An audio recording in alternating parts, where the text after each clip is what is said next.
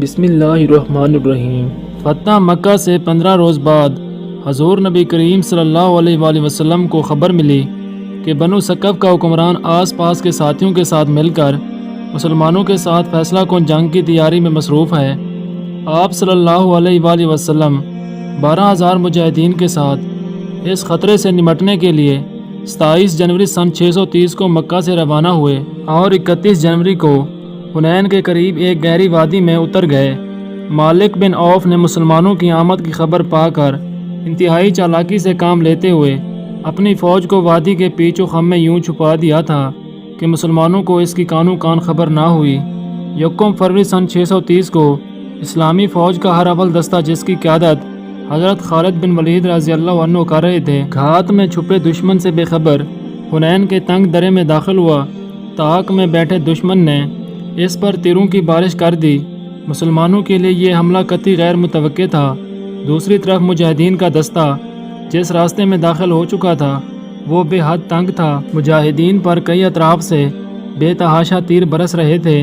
مسلمانوں کو سنبھلنے کا موقع ہی نہ مل سکا۔ نتیجتاً ہر اول دستے میں بھگدڑ مچ گئی۔ گھوڑے بے قابو ہو کر الٹ پڑے۔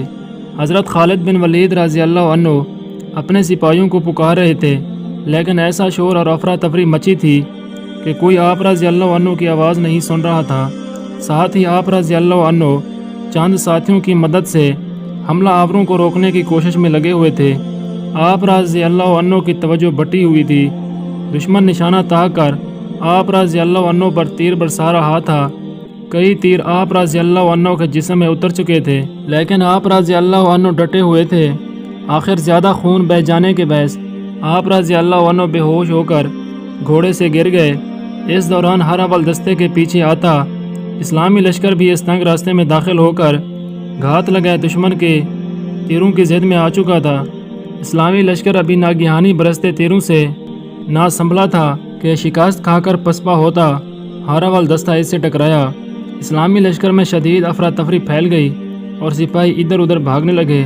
اس وقت اگر کوئی میدان جنگ میں ثابت قدم تھا تو وہ رسول اللہ صلی اللہ علیہ وآلہ وسلم اور ان کے چند جان نثار اصحاب، جن میں حضرت ابوبکر صدیق رضی اللہ عنہ، حضرت عمر، حضرت علی اور حضرت عباس رضی اللہ عنہ شامل تھے۔ اس وقت چند مسلمان سپاہی بھاگ رہے تھے اور دشمن ان کا تعاقب کر رہا تھا۔ اس نازک موقع پر حضرت علی رضی اللہ عنہ نے کمال جرأت سے کام لیتے ہوئے حملہ آور دستے کے سالار کو مار گرایا۔ کئی دوسرے صحابہ بھی پلٹ کر اس دستے پر ٹوٹ پڑے۔ زبردست جھڑپ کے بعد بنو ثقف کا یہ دستہ بھاگ کھڑا ہوا۔ اب جنگ کا پانسا پلٹنے لگا تھا۔ اسی دوران رسول اللہ صلی اللہ علیہ وآلہ وسلم کی نگاہ درے میں پڑے زخموں سے چور بے ہوش حضرت خالد بن ولید رضی اللہ عنہ پر پڑی۔ آپ صلی اللہ علیہ وآلہ وسلم ان کے پاس تشریف لے گئے اور ان کے جسم پر سر سے پاؤں تک پھونک ماری، جس پر حضرت خالد بن ولید رضی اللہ عنہ نے آنکھیں کھول دیں۔ آپ صلی اللہ علیہ وآلہ وسلم نے حضرت خالد بن ولید رضی اللہ عنہ کی آنکھوں میں آنکھیں ڈال کر فرمایا، خالد اٹھو، مسلمانوں کو تمہاری ضرورت ہے۔ حضرت خالد بن ولید رضی اللہ عنہ فوراً اٹھ کھڑے ہوئے۔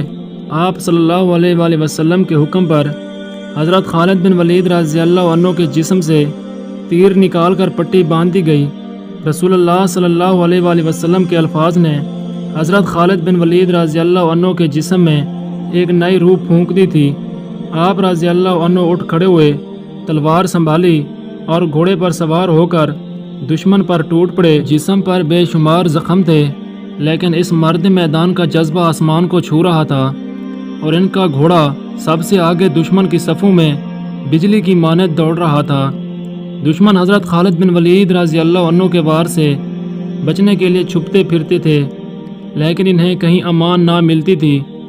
آپ رضی اللہ عنہ کا لباس خون سے سرخ ہو رہا تھا، لیکن آپ رضی اللہ عنہ اس مہم میں دلیری و جواں مردی کی تاریخ اپنی تلوار سے یوں تحریر کر رہے تھے کہ دشمن حواس کھو رہا تھا۔